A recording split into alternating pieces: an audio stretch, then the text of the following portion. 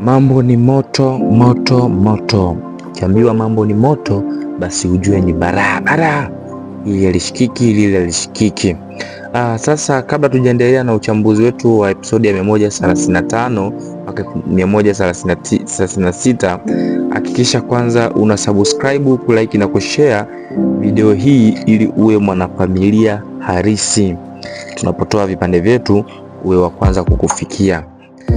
Sambamba na hapo, tuendelee na uchambuzi wa kipande chetu cha 134 mpaka 135 ambapo kinaonyesha Manyanya kwamba amefikia maamuzi ya kutoa taraka kwa Violet, maamuzi ambayo ni final stage ya mtu anapokuwa amefikia. Kwa Manyanya tuseme amefikia hatua ambayo ni ya mwisho kwenye ndoa yake na Violet na kuamua kutoa taraka. Maana yake binafsi hajaamua kutumia kushauri wala nini wala lile, moja kwa moja ameenda kwenye taraka. Binafsi yake hayo mawazo ni sahihi, kwa sababu anachokipitia yeye ni maumivu ambayo mzigo ameubeba peke yake. Maamuzi yake ndo hayo. Vile vile ni huzuni kwa Violet, kwa sababu ni maamuzi ambayo alikuwa ameachukua awali ya kutaka kugawa kila kitu kwa mithili ya kupewa taraka. Vile vile akisapotiwa na mama yake kwamba ndoa yao isitishwe pale pale. Sasa imebaki ni kichambo kama sehemu ya kuchambwa na mama yake kwa kutosikiliza ushauri wake.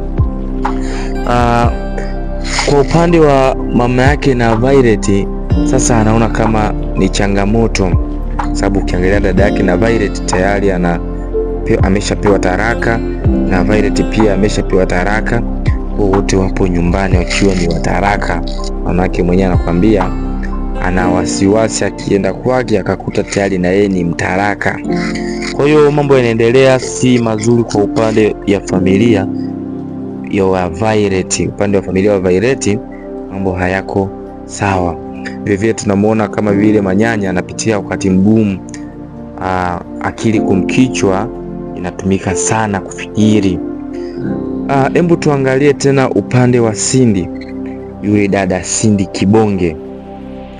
Anachokipitia Cindy ni maisha mazuri, lakini kwenye amani ya moyo ni kama anaikosa, sababu pesa anapata, mavazi, chakula kizuri anapata, lakini ile amani kumoyo ndo anaikosa, sababu ukiangalia anakosa furaha ya mali anazotumia, hajui zinatoka kwa sababu gani. Mpaka sasa hivi hatua iliyofikia ni kwamba anaenda kusainishwa vitu ambavyo anaingia kwenye makubaliano na vitu ambavyo havielewi. Kwa upande wake Cindy ni kama anapitia changamoto za nafsi yeye na mama yake, kwa sababu njia anayotaka kupitishwa ni njia ambayo haifahamu. Bana, ukiambiwa hii ni dunia, basi hawajakosea kitu, moja kwa moja walipatia kinachomanishwa.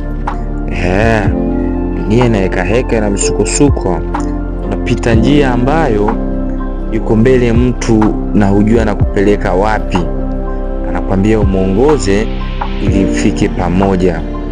Yote na yote kwa Cindy ni changamoto hizo anazozipitia.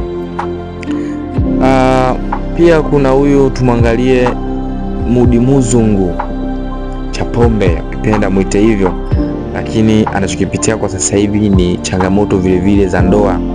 Sikia dunia, manake ndio hiyo hapo. Anachokipitia nani Mudi ni migogoro ndani ya ndoa. Leo likitoka hili, kesho linakuja lingine, kesho kutwa linakuja hili, tofuata ni lingine. Yani ni burubara, tatizo, changamoto haziishi kwenye ndoa.